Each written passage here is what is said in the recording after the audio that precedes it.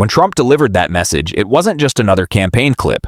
It was a moment designed to strike the heart of America's working class, and the reaction has already started dividing the country.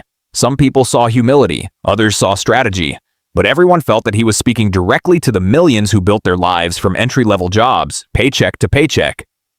Trump didn't choose the story of being a fry cook by accident. That was the doorway.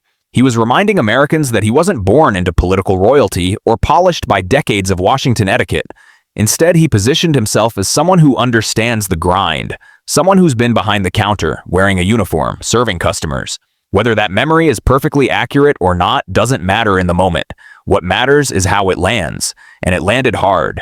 Because this isn't just about McDonald's, it's about the symbolism. A former fry cook becomes president, and now he claims he's standing up for workers, small business owners, and the people who feel overlooked.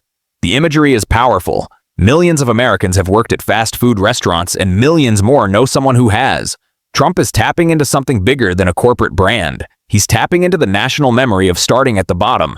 But here's where it gets interesting.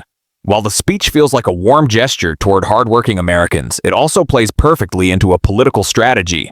Trump is building a bridge to voters who feel disconnected from government, people who believe that no one in Washington understands them anymore. By aligning himself with one of the most iconic entry-level jobs in the nation, he positions himself as the common man's president, whether that's truth or tactic. And then there's the economic angle. When Trump talks about small businesses, franchise owners, and the idea of everyone winning, he's laying out a simple narrative. If he returns to office, he wants Americans to feel confident, employed, and upwardly mobile again. It's a message rooted in nostalgia, not just for the past, but for a version of the country people miss. A time when someone could start small and still dream big. But we can't ignore the other side. Critics argue that this speech is a calculated move.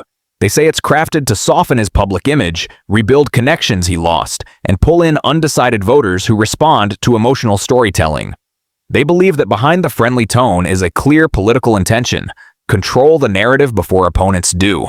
As always with Trump, the line between heartfelt and strategic is nearly impossible to separate. So what does this message actually mean for the country? For supporters, it reinforces their belief that Trump connects with real people in a way other politicians don't. It strengthens the idea that he's a fighter for the everyday American, someone who hasn't forgotten the smell of a grill or the weight of a minimum wage paycheck.